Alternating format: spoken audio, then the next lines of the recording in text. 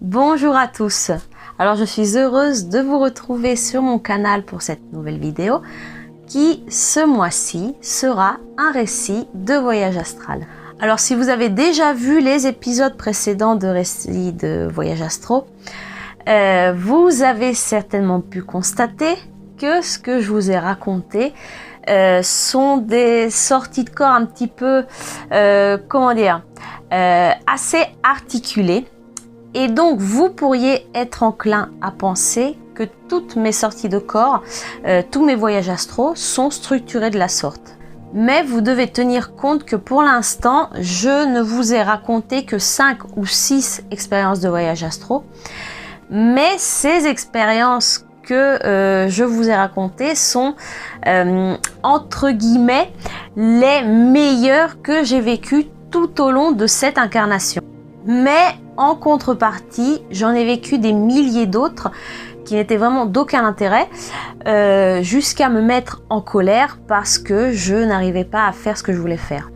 Et donc, dans cet épisode de récit de voyage astral, je vais vous raconter une sortie astrale qui reflète typiquement comment se déroule la majorité de mes sorties de corps. Mais en fait, avec cette vidéo, ce que j'ai surtout envie de vous montrer, c'est que tout n'est pas aussi facile qu'il n'y paraît. Alors je reçois beaucoup de messages de personnes qui restent fascinées par ce que je raconte par rapport à l'intensité de mes expériences en astral.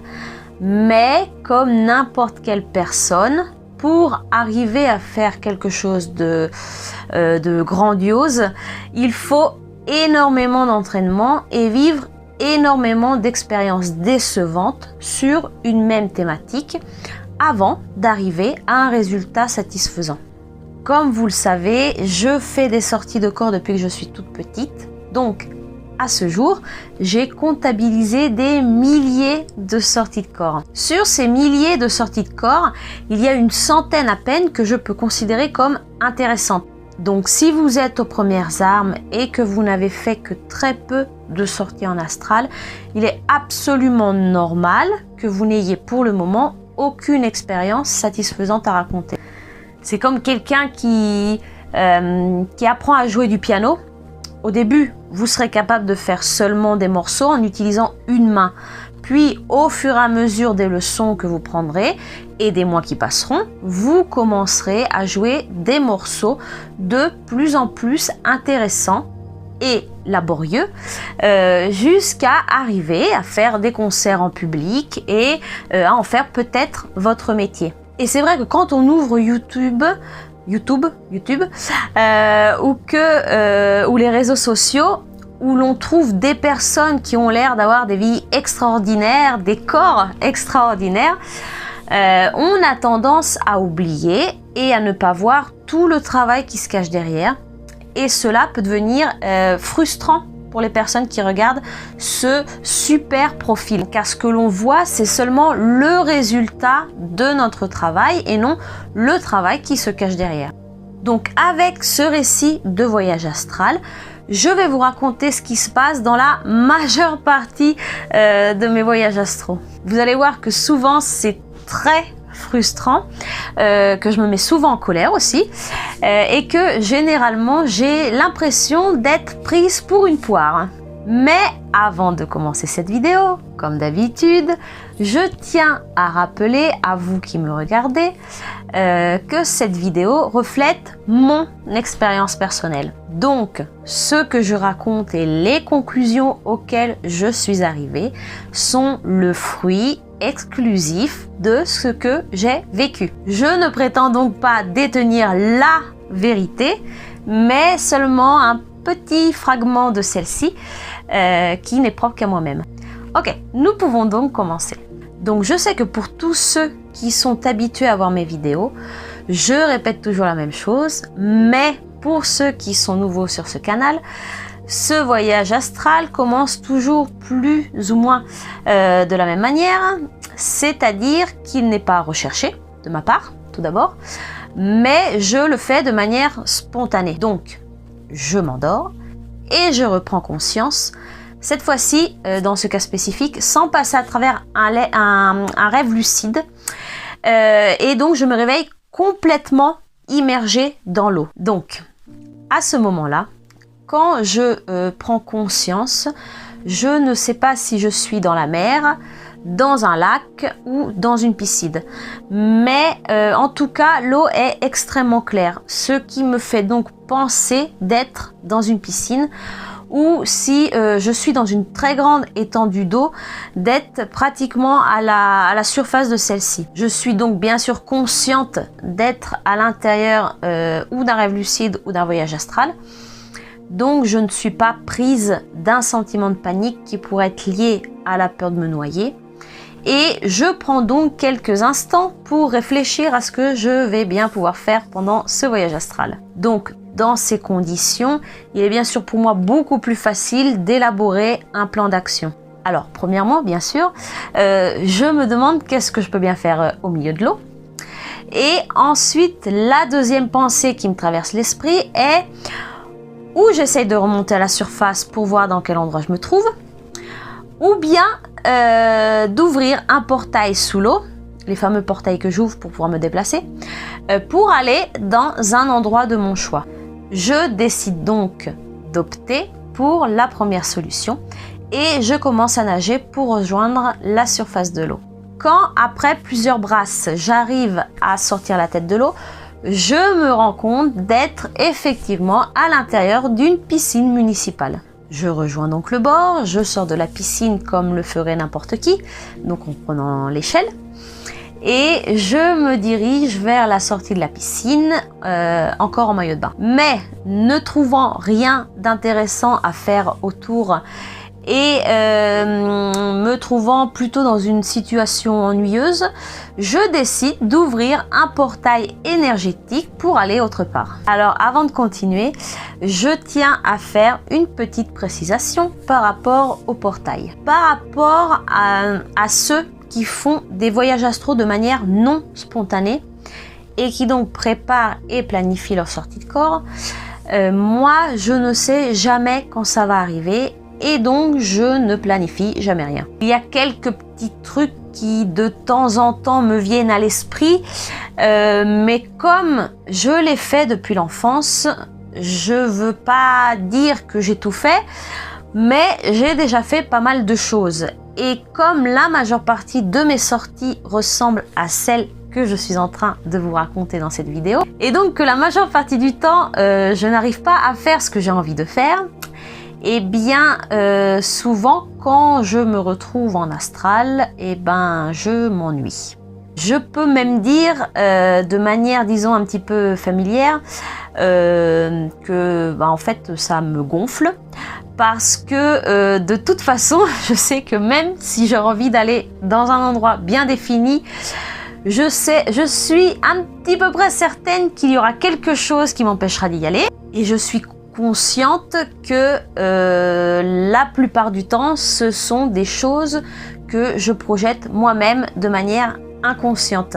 Donc comme dans ce cas-là, quand je me retrouve dans un endroit qui pour moi n'a aucun intérêt spécifique et dont je ne comprends pas non plus le pourquoi de pourquoi j'ai atterri ici, quand je décide de créer un portail, j'ai même plus envie de réfléchir à l'endroit où je veux aller. Pendant que je forme le portail avec mon doigt, en fait, c'est comme si je disais à l'univers envoie-moi où tu as envie de m'envoyer, ça n'a pas d'importance. Donc, pour revenir à notre récit, je crée un portail énergétique, je le traverse, et là, je me retrouve dans un monde complètement gelé. Le portail se referme derrière moi et là, devant moi, je vois une étendue de glace. J'ai l'impression d'être au pôle Nord ou au pôle Sud. Et à quelques centaines de mètres devant moi, je vois des centaines de blocs de glace comme des menhirs. Donc là aussi, curieuse de comprendre où est-ce que j'ai bien pu atterrir. Je m'avance doucement vers ces blocs de glace. Mais au fur et à mesure que je m'en approche, je commence à me rendre compte qu'à l'intérieur de ces mêmes blocs de glace se trouvent des corps congelés. Je me rends compte également que tous les blocs de glace sont formés de 2 personnes, debout et enlacés l'un l'autre et complètement nus. Donc, j'ai essayé de reproduire l'image que j'ai vue avec les moyens du bord, comme d'habitude. Donc, ça vaut ce que ça vaut. Donc, je vais le mettre ici. Voilà. Donc ça, c'est le paysage que j'avais devant moi à ce moment-là.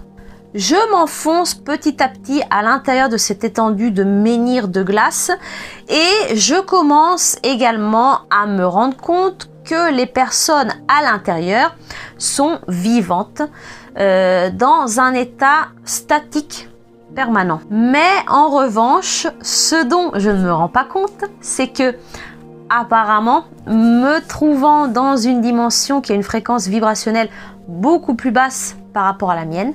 Et donc, si vous avez suivi toutes les vidéos que j'ai faites jusqu'à présent, vous devriez savoir ce que cela engendre. Donc, je reformule ma question. Quand un être a un taux vibrationnel beaucoup plus élevé par rapport au lieu et aux personnes qui l'entourent, comment ce même être apparaît aux autres ? Je vous laisse 20 secondes pour réfléchir à la réponse. La réponse est donc, elle émet de l'énergie sous forme de lumière et de chaleur. Donc, pendant que moi, je me baladais tranquillement entre ces blocs de glace pour observer l'environnement autour de moi, je ne me suis pas rendu compte que, vibrant beaucoup plus, de manière beaucoup plus élevée par rapport à cet endroit, j'ai émané de la chaleur. Et bien sûr, chaleur plus glace, ça ne fait pas du tout bon ménage. Donc, en fait, en passant entre ces blocs de glace, j'ai commencé à les faire fondre. Et je m'en suis rendu compte parce qu'à un moment, j'ai entendu des gens gémir derrière moi. Donc je me suis retournée et j'ai vu qu'il y avait déjà pas mal de blocs de glace qui avaient commencé à fondre et certains avaient fondu jusqu'au niveau des hanches des personnes congelées. Et donc, étant à moitié décongelés, ces mêmes êtres ont commencé à sortir de cet état de stacité dans lequel ils étaient plongés. Et ils ont également commencé à se rendre compte dans quelle situation elles étaient. Mais prenant également conscience de leur état et me voyant certainement comme extrêmement lumineuse, je pense qu'ils ont dû me confondre, comme cela m'arrive souvent dans ce genre de situation, avec un ange ou avec un sauveur ou je ne sais pas. Mais le problème, c'est que pendant que j'étais en train de réfléchir, en fait, je continuais à émaner de la chaleur. Et donc les blocs qui étaient autour de moi ont commencé à fondre extrêmement vite. Et en fait, certaines personnes ont réussi à se libérer. Et donc, pensant que j'étais ici pour les sauver, ils ont bien sûr commencé à essayer de m'attraper. Et donc, en fait, il s'est créé un espèce de mouvement de panique avec moi au centre. Et comme je commençais à paniquer moi aussi, parce que je n'avais pas très bien, comme je l'ai dit, focalisé la situation, eh bien, j'ai commencé à courir, à rebrousser chemin pour sortir de cet endroit. Mais en fait, pendant que je courais, j'ai décidé que plutôt que de me défendre en les attaquant, j'ai décidé de créer un autre portail pour sortir de cet endroit. Donc avant de continuer ce récit, je voulais tout d'abord partager avec vous ce que cet endroit m'a transmis par rapport à ces êtres qui étaient congelés. Alors l'impression, le sentiment que j'ai eu en voyant ces couples enlacés, c'est que ces personnes étaient là parce qu'elles étaient prisonnières de leur relation sentimentale. Si je peux l'expliquer comme ça. Je ne sais pas comment l'expliquer autrement. Parce que vous pourriez me dire, avec moi et mon mari, on est extrêmement amoureux de l'un de l'autre, donc on pourrait finir dans un endroit pareil. Mais dans cet endroit, je sentais vraiment comme un amour morbide on peut dire ça comme ça. Je ne sentais pas vraiment un amour véritable entre ces êtres enlacés, mais plus une espèce de relation de possession réciproque. Je ne suis pas capable de l'expliquer autrement. Et donc ils étaient vraiment prisonniers de cette possession, de ce sentiment, de l'expression de ce sentiment qu'ils avaient certainement exprimé de leur vivant et qui s'est traduit par la suite par ce scénario. Ou du moins, c'est les conclusions auxquelles je suis arrivée. Donc ce n'étaient pas des êtres méchants en soi, ils n'avaient pas réellement fait quelque chose de mal. Mais c'est seulement qu'ils manifestaient matériellement durant leur mort ce qu'ils avaient certainement manifesté émotionnellement de leur vivant. Donc c'est pour ça que je n'avais aucune envie de leur faire du mal. Et en y repensant, je dois admettre que je me suis un petit peu, je me sens un petit peu coupable de m'être enfuie de la sorte, parce que ma présence avait fait fondre la glace qui les emprisonnait. Et en y réfléchissant un petit peu, j'aurais pu trouver un moyen de faire fondre tous les blocs de glace sans être en contact direct avec eux et risquer de me faire mal. Par exemple, j'aurais pu me mettre à voler à une hauteur qui m'aurait permis d'émaner de la chaleur pour faire fondre les blocs de glace, mais en restant assez haute pour éviter qu'ils arrivent à m'attraper. Et ensuite, j'aurais pu essayer de dialoguer avec eux et voir si, en quelque sorte, certains étaient prêts à lâcher cette dimension pour aller dans une dimension un petit peu plus confortable. Mais je l'admets, j'ai été prise de panique et la seule chose à laquelle j'ai pensé à ce moment-là, c'était de m'enfuir. Mais surtout, j'ai été prise de panique parce que, comme je vous ai raconté dans mes vidéos précédentes, dans les récits de voyage, bien souvent, quand je suis appelée à faire quelque chose de spécifique, il y a une autre partie qui s'intègre à ma personnalité et qui m'aide à résoudre des problématiques ou à faire le travail qu'on m'a demandé. Alors que là, j'étais vraiment seulement moi. Il y avait à l'intérieur de moi, il n'y avait pas d'énergie supérieure, il n'y avait pas une autre entité. Donc, j'ai vraiment, je pense, réagi selon mon caractère. Même si je suis pas comme ça d'habitude. Hein. Je suis pas du genre à m'enfuir. Mais je sais pas pourquoi je me suis enfuie. J'ai été prise de panique. Bon, c'est pas grave, ça arrive. Après cela, je crée donc un portail énergétique pour aller autre part. Mais cette fois-ci, ayant marre de me retrouver toujours dans ce genre de situation, mon attention se porte vers cette affirmation.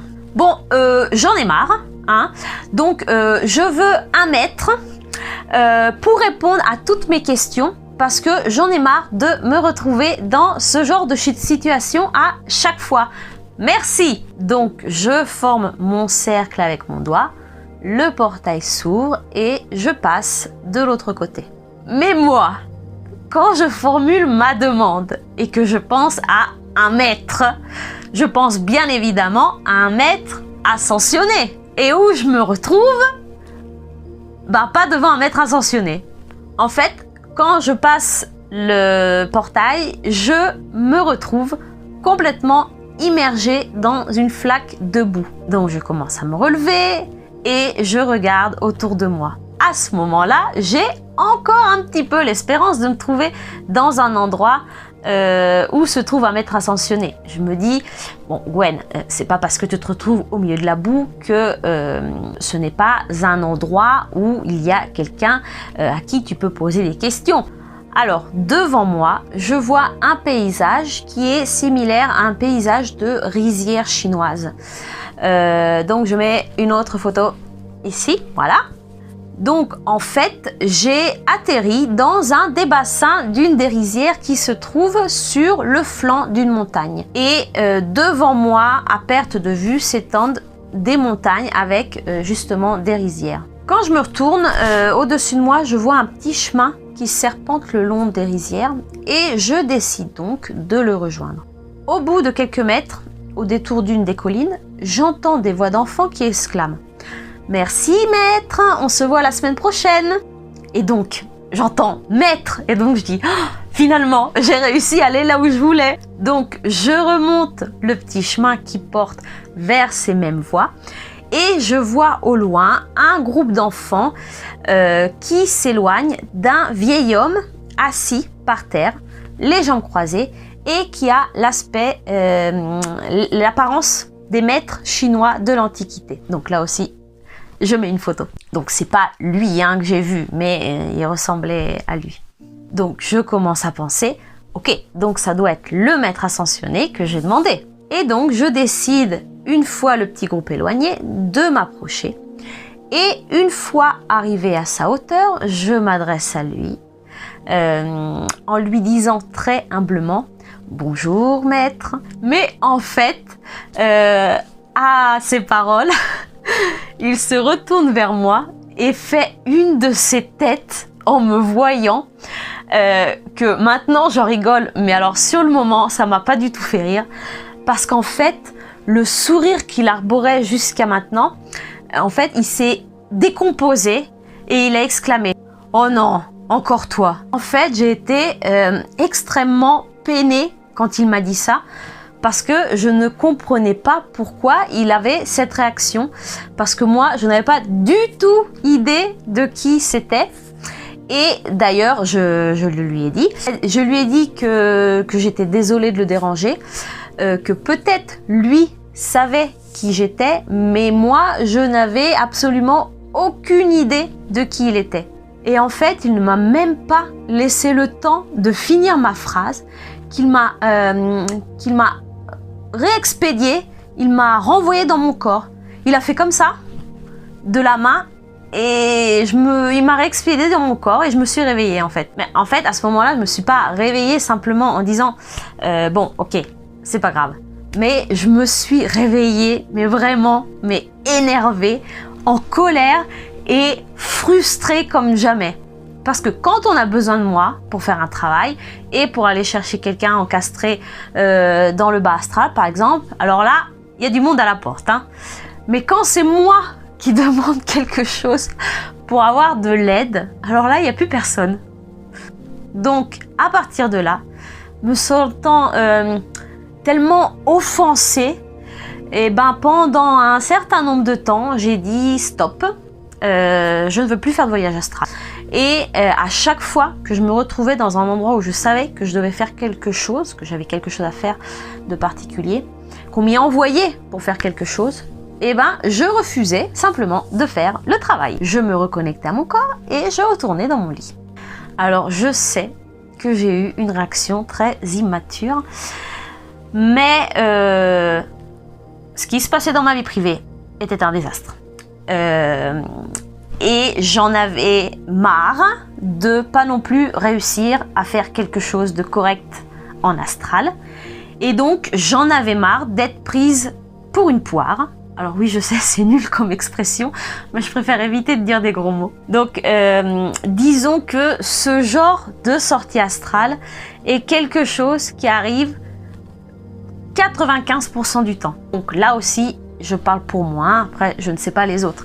Je veux faire quelque chose de précis et c'est quelque chose d'autre qui arrive.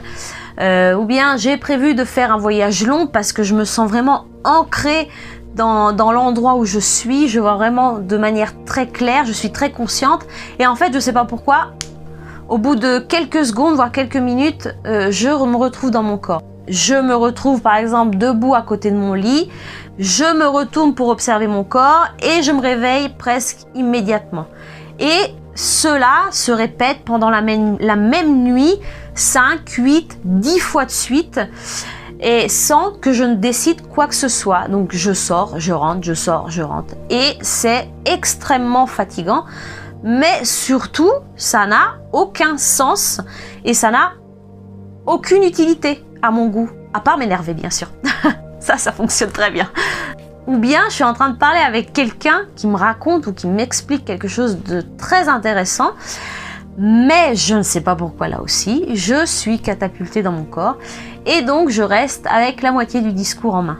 Donc, ce que je voulais vous dire avec ce récit de voyage astral est que faire des voyages astraux, c'est frustrant, c'est décevant parce que surtout dans le cas de personnes qui le font de manière préparée, vous passez certainement une infinité de temps à préparer ce que vous allez faire pendant votre voyage astral. Et une fois que vous avez décidé, vous passez une infinité de temps à mettre en place les techniques pour pouvoir sortir de votre corps, une infinité de temps sur votre lit sans bouger, et la première technique ne marche pas et la deuxième non plus, et puis quand vous commencez finalement à sortir, que vous sortez par exemple en sentant des vibrations, vous commencez à sentir votre nez qui vous gratte, et donc ça vous distrait, et donc vous devez recommencer depuis le début tout le processus. Bref, etc., etc. Donc voilà, c'est normal. Très rares sont les personnes qui arrivent du premier coup. Il faut de la patience, il faut de l'entraînement, il faut de la constance, comme n'importe quelle discipline. Alors j'espère sincèrement avec cette vidéo de vous avoir transmis un petit peu de tranquillité par rapport au fait que peut-être les choses se révèlent plus compliquées qu'elles n'y paraissent, et que en général les expériences qui sont racontées par moi ou par d'autres sont une portion extrêmement réduite de tout ce que l'on vit habituellement avec les voyages astraux. Voilà, cette vidéo pour aujourd'hui est terminée. Comme d'habitude, si vous avez des questions, vous pouvez me les poser dans les commentaires sous la vidéo. Si elles sont courtes, je prendrai un petit peu de temps pour y répondre tout de suite. Mais si en revanche les questions ont besoin d'une réponse plus longue, je les insérerai dans une vidéo à part entière de questions-réponses. Si vous êtes nouveau sur ce canal et que les vidéos que je fais vous semblent intéressantes, vu que je ne publie qu'une vidéo par mois, chaque deuxième vendredi du mois plus précisément, il vous suffit de vous inscrire en cliquant sur s'inscrire qui se trouve sous cette vidéo, et ensuite sur la petite cloche bleue qui apparaît à côté, afin d'être averti lors d'une nouvelle publication. En revanche, si vous voulez voir les vidéos que j'ai fait précédemment, il suffit d'aller sur la page principale de ce canal où vous retrouverez toutes les vidéos que j'ai fait jusqu'à maintenant. En attendant, je vous souhaite une excellente journée ou une bonne soirée et un excellent été. Et on se revoit dans un mois pour la prochaine vidéo. Ciao!